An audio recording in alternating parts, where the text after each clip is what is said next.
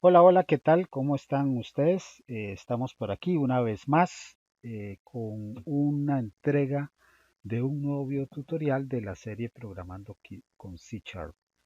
Quien les habla y les saluda el profesor Mauricio Vargas del Departamento de Informática en el Desarrollo Software de El Cobao. ¿Qué nos corresponde ver en este video? Pues nos corresponde un nuevo tema, ¿verdad? Un nuevo tema y este es el tema de las clases abstractas. Veremos a partir de esta presentación que como siempre, o la mayoría de las veces, bueno, no siempre, pero casi siempre, ¿verdad? Cuando iniciamos algún tema nuevo, pues solemos hacer una explicación teórica del abordamiento en lo que es la parte no práctica, sino, repito, teórica de los principales fundamentos que atañen al tema. En este caso, repito, es el tema de las clases abstractas y para qué sirven. Entonces vamos a ver qué es una clase abstracta. Bueno, recordamos, ¿verdad? El caso del ejemplo que hemos venido trabajando anteriormente de esta jerarquía de mamíferos, eh, donde se declaran los métodos comunes en esta clase mamíferos o que por lo menos son comunes en principio al resto de los demás subclases. Recordemos que de esta forma, así nosotros lo que estamos haciendo es básicamente ahorrando código. El hecho de que nosotros coloquemos un método respirar es porque todos los mamíferos respiran. De todos los mamíferos podemos obtener el nombre. Eh, los mamíferos sabemos que cuidan sus crías y de cierta forma, eh, pues aunque sea de forma instintiva, todos los mamíferos piensan. Con el caso de pensamiento y en relación al humano, pues vamos a hacer una explicación, ¿verdad? Entonces, en el caso también de las demás clases, algunas de ellas en principio, pues tendrán algunos métodos en particular que, que no los heredan, ¿verdad? Porque son muy particulares, como en el caso, suponemos, ¿verdad? Que en este caso de ballena, pues el método nadar, porque por principio indicamos nosotros por la forma de nuestro ejemplo que solamente en el caso de estos mamíferos la ballena es la que nada, pues el caballo galopa, pues es el único que tiene esa particularidad y de ahí que ponemos el método galopar, lo declaramos en la clase y no en mamíferos, para que así los demás no hereden, porque una ballena no galopa. El caso de gorila, que de estos es el único que trepa, por eso es que el método de trepar lo colocamos dentro de la clase gorila y no así igualmente la clase mamífero, porque nada haría una ballena heredando un método de trepar, puesto que la ballena ni siquiera trepa. En el caso del método pensar en relación al humano, bueno, sabemos que los seres humanos tenemos una forma muy distinta de pensar, menos instintiva que el resto de los animales. Por eso es que en el caso del método pensar, hicimos un override, ¿verdad? Recordemos lo que era esa forma de sobreescritura. Porque lo que hacemos es sobreescribimos el método pensar que hereda de mamíferos, ¿verdad? Mientras que el resto de los mamíferos, pues no lo sobreescriben. Eh, Esto porque, como les repito, los seres humanos tenemos una forma distinta de razonar, de pensar, con respecto al resto de los mamíferos en este caso. Más adelante, recordemos que surgió la necesidad o la idea de especificar el número de patas, pero ahí tuvimos el problema que ni todos tienen el mismo número de patas, ¿verdad? Y ni siquiera todos tienen patas, como el caso de la ballena, que la ballena no tiene patas. Por lo que ese método no podíamos incluirlo en la clase mamíferos, dado que los iba a heredar la ballena. y eso es incorrecto. Lo que sí podríamos haber hecho es haber colocado o haber creado el método, ¿verdad? Del número de patas en el resto de las clases, en caballo, en humano y gorila. Pero esto traía la grandísima desventaja de que teníamos primero que crear mucho más código, ¿cierto? Teníamos que repetir un mismo método en todos y en cada una de las otras clases. Y que además otro gran problema, y quizás el más serio, es que quedaría entonces abierta la posibilidad de que el desarrollador quiera o no crear el método NumPatas, que era el que nos devolvía el número de patas en cada clase, ¿verdad? Cuando en realidad lo que yo quiero, ¿verdad? O el dueño del programa quiere que sí o sí todas las clases tengan que implementar es obligación crear el método que retorne el número de patas en todas las clases que sea necesario. Entonces, ¿cómo resolvíamos eso? ¿Verdad? Recordemos que eso lo resolvimos por medio de una interfase donde nosotros declarábamos el método NumPatas, solamente lo declaramos, no lo desarrollamos, y ese método entonces, en el caso del ejemplo que veníamos desarrollando, lo heredaron estas tres clases, caballo, humano y gorila. Por lo cual, recordemos que la idea es que cuando una clase hereda a una interfase, en los métodos que estén declarados dentro de esta interfase, las clases que lo hereden se ven en la obligación de implementar sí o sí.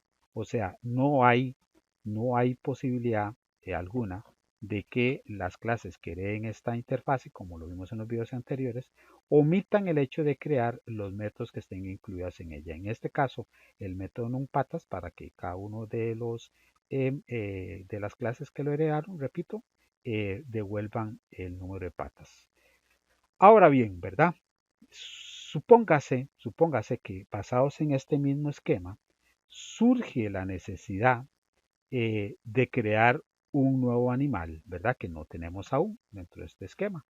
Eso es un supuesto, nada más recordemos que nuestros ejemplos son así un poco medios extraños, ¿verdad? Pero vamos a suponer que en este caso nosotros tenemos la necesidad de, de crear un, un nuevo animal. En este caso, una lagartija, ¿verdad? Pero ahora surge, ¿verdad? El dilema de que en este esquema de herencia, en este esquema de gerencia, ¿dónde colocamos a nuestra lagartija? ¿Verdad? Porque resulta ser que nuestra lagartija, ¿verdad? Nuestra lagartija no es un mamífero para empezar, ¿verdad? Eh, Además, bueno, yo no soy biólogo ni mucho menos, ¿verdad? Y si hay algún biólogo que en algún momento de este video me disculpa, ¿verdad? Pero hasta donde yo sé, las lagartijas lo que ponen son huevos, ¿verdad? Ponen los huevos y se van. Y las crías, pues ahí tratarán de sobrevivir. Así que este método, ¿verdad? No lo, no lo hereda. Entonces, evidentemente, pues sí, una lagartija, pues si respira como cualquier ser vivo, y en principio, digamos que nosotros le podemos poner un nombre a la lagartija, ¿verdad?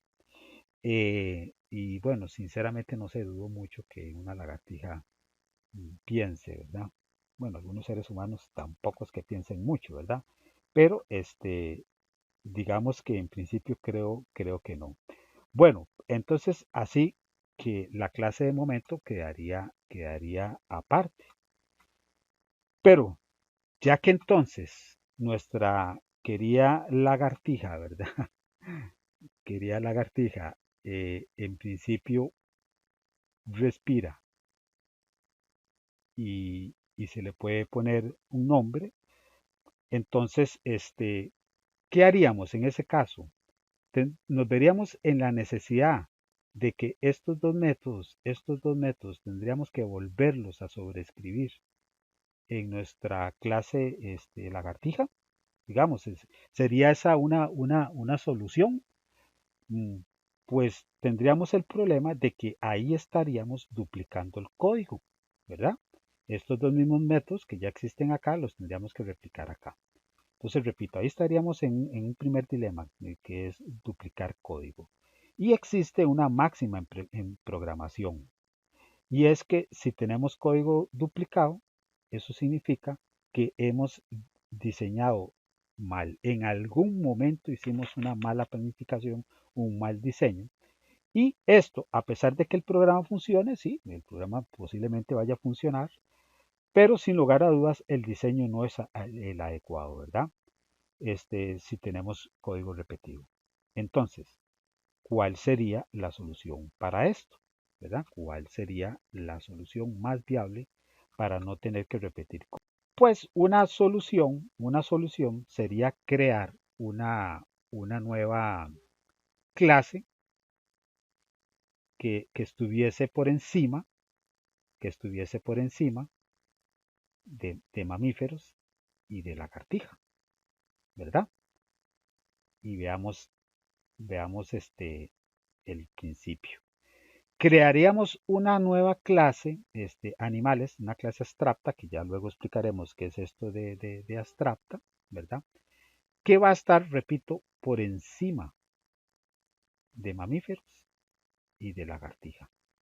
Y profesor, ¿y eso como para qué? ¿Verdad? Como para qué haríamos entonces esa nueva clase. Bueno, esa nueva clase le vamos a implementar, le vamos a crear o le vamos a trasladar los dos métodos de getNombre y respirar, y se los vamos a quitar, los vamos a eliminar de la clase mamíferos, ¿sí? Y en un esquema de herencias, entonces, mamíferos, ¿verdad? Mamíferos va a heredar de la clase animal, que ahora es la que tiene los métodos de respirar y el getNombre, aparte de los propios, ¿verdad? De pensar y cuidar crías. Por lo que de ahí para abajo todas las demás clases no se verían perjudicadas, porque seguiríamos exactamente manteniendo el mismo esquema de herencia, tendríamos los mismos métodos, ¿verdad? Entonces, resulta ser que ahora lagartija va a heredar de animales. Y logramos finalmente, que en este caso la lagartija, sin necesidad de replicar el código, herede los de respirar y los de getNombre, que son en definitiva los dos métodos que en principio este otro animal sí tiene y que comparte con estos otros animales. Así que en principio estaríamos eliminando la duplicidad del código mediante esta forma que les acabo de explicar. Ahora bien, ok, una vez entendido eso, vamos nada más a poner atención ahora aquí en esta otra clase que acabamos de crear, y vamos a ver el método getNombre. Si ustedes recordarán, y por ahí deben de tener el código, ¿verdad? El código que hicimos antes. El método respirar simple y sencillamente, si la memoria no me traiciona, simple y sencillamente nos enviaba, cuando se ejecutaba, cuando se hacía un llamado a ese método de respirar, mandaba nada más un mensaje por pantalla que decía soy capaz de respirar y nada más. Por lo que ese método funciona exactamente igual para nuestra lagartija, ¿verdad? Pero sin embargo, el método getNombre no funcionaba igual, porque el método getNombre devuelve un mensaje, algo así como soy un mamífero. El nombre del mamífero es, ¿verdad? El nombre del mamífero es, y devolvía ese dato de ballena, caballo, humano o gorila, ¿verdad? Se le añadía, ¿verdad? Se le concatenaba, perdón, es el término correcto, A ese mensaje, ¿verdad? A ese string, el nombre del mamífero se le concatenaba el nombre del ser vivo. Ser vivo, recordemos que es un campo de clase, es un campo de clase donde se almacenaba el nombre del ser vivo, ¿verdad? Correcto.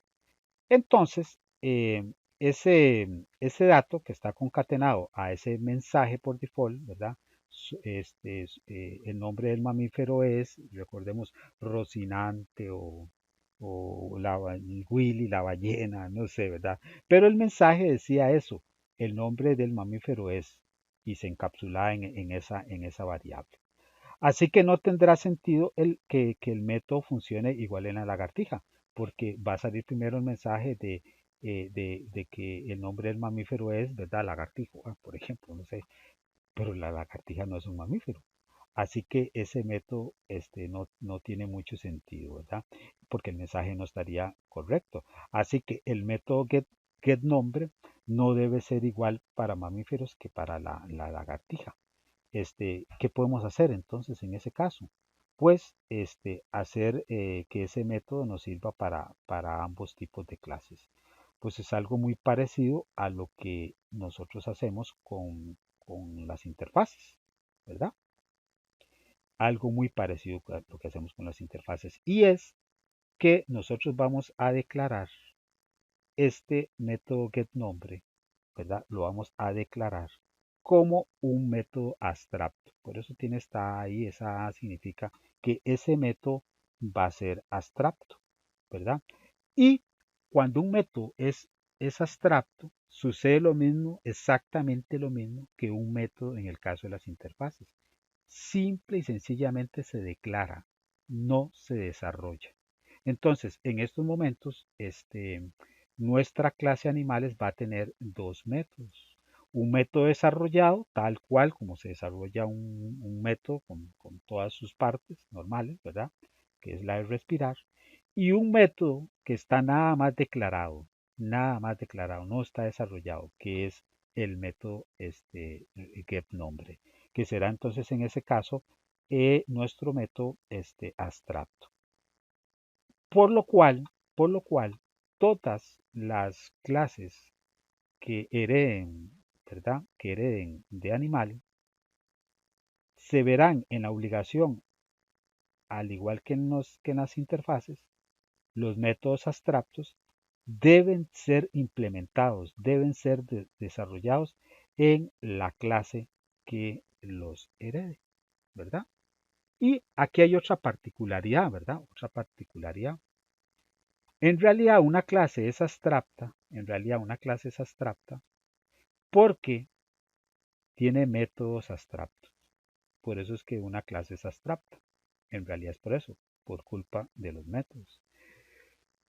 Una clase, y esto que lo estoy diciendo es nada más un ejemplo. Una clase puede tener 600 métodos comunes y silvestres, ¿verdad? Los que ya todos conocemos. Y puede tener un único método abstracto y por ese único método abstracto la clase se convierte en clase abstracta, ¿verdad? Entonces, recapitulando, en este caso, tendríamos que eh, lagartija va a heredar de animales y mamíferos también va a heredar de animales, por lo que ambas clases, tanto mamíferos como lagartijas, van a desarrollar, heredar la clase respirar y la clase getNombre. El método respirar y el método getNombre.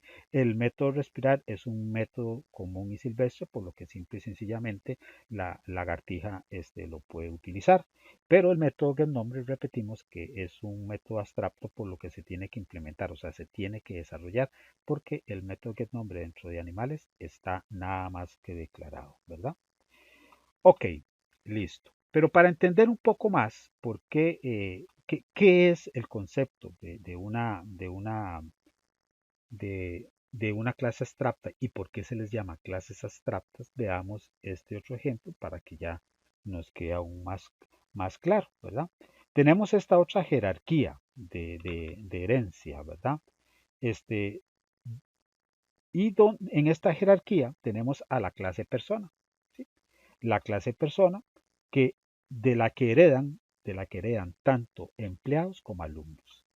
Ambas clases, ¿verdad? Ambas clases, tanto empleados como alumnos, ¿verdad? Heredan de la clase persona. Eso pues ya lo entendemos por lo que hemos estado viendo, el tema de herencia, ¿verdad? Ahora, a su vez empleados, ¿verdad? A su vez empleados hereda jefes y a su vez jefes hereda a directores, ¿verdad? En eso digamos que ya estamos claros porque los temas de herencia eh, no creo que tengamos ningún problema para comprenderlos. Ok, pero ¿qué sucede si supongamos que a nosotros nos entregan todas estas clases sin este esquema de jerarquía, ¿verdad? Entregándonos este esquema desordenado, por decirlo de alguna forma, entonces nosotros, ¿cómo podríamos organizar este esquema jerárquico de herencia? Pues tendríamos que utilizar e implementar el principio de herencia de Es-Un, que lo vimos hace algunos videos atrás. Si usted no ha visto esos videos y no le quede claro lo que vamos a explicar ahorita, pues se va a tener que volver a ver esos videos, ¿verdad? Y vamos a ver cómo se aplica el principio de herencia Es-Un, ¿verdad?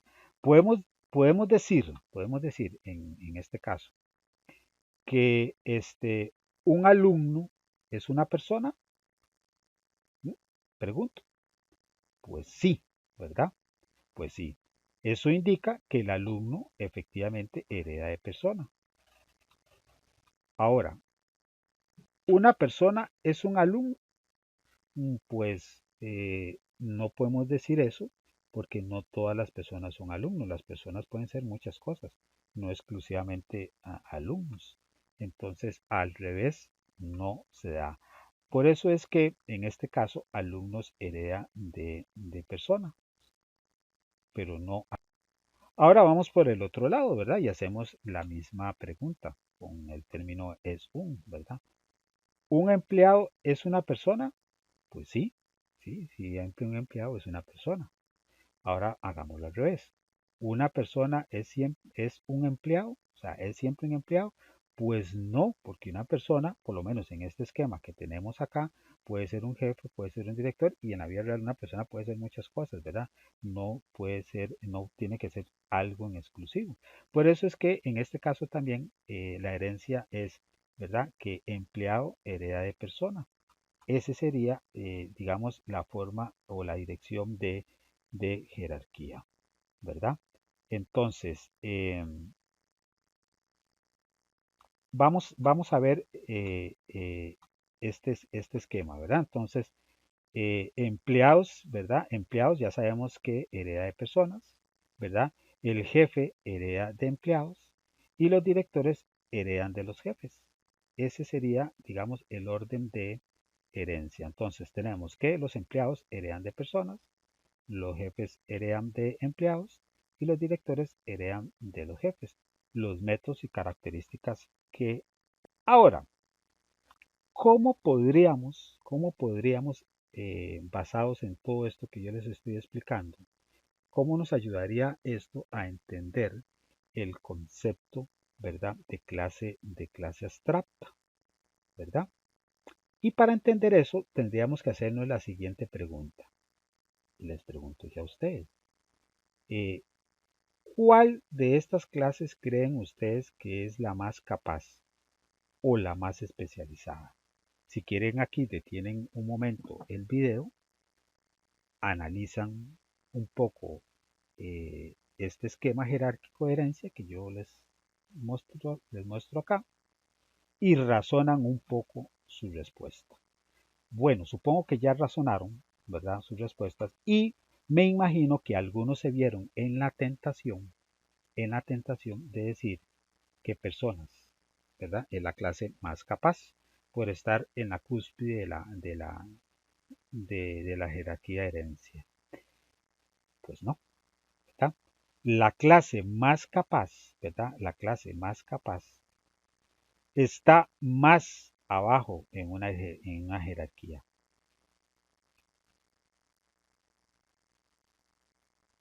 Y es la de directores. Y no la de directores.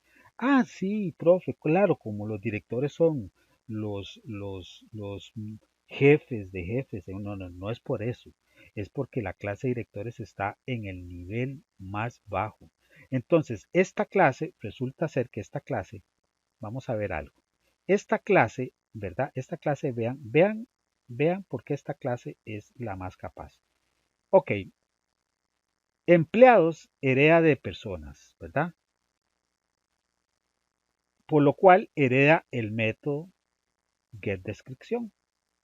Pero además empleados tiene su propio método getNumber. Pero a su vez jefes hereda de empleados, por lo que jefes va a heredar el método de getNumber y getDescripción. Pero además jefes tiene su propio método, que es set sube sueldos, o sea, los jefes suben sueldos. Entonces ya jefes tiene 1, 2, 3 métodos. Entonces, además, director que hereda de jefes, entonces ahora director, aparte de los propios métodos que tenga, hereda estos 3 métodos. Por lo que entonces se dice que la clase más capaz es la que está más abajo en la jerarquía. Es la clase que está más definida. Una clase, entre más arriba esté en el esquema jerárquico, menos funcionalidades tiene, menos propiedades, menos métodos tiene, por lo cual se dice que entre más arriba la clase se vuelve más abstracta. De ahí el principio de la abstracción, ¿verdad? Entonces, por eso es que se le llaman a las clases que estén en las jerarquías superior, que son las clases más abstractas, porque son las clases menos especializadas, menos capaces. Bueno, espero que con todo esto que yo les acabo de explicar, por lo menos en la teoría, haya quedado por lo menos suficientes bases teóricas como para cuando entremos a la parte práctica del desarrollo de clases abstractas, lo puedan comprender de una mejor forma. Entonces, vamos a dejar este video hasta acá. Sé que son un poco aburridos los videos teóricos, pero son necesarios. Sin la teoría no podemos entender del todo luego la práctica. Así que nos vemos en nuestro próximo video tutorial. Tengan ustedes un excelente día.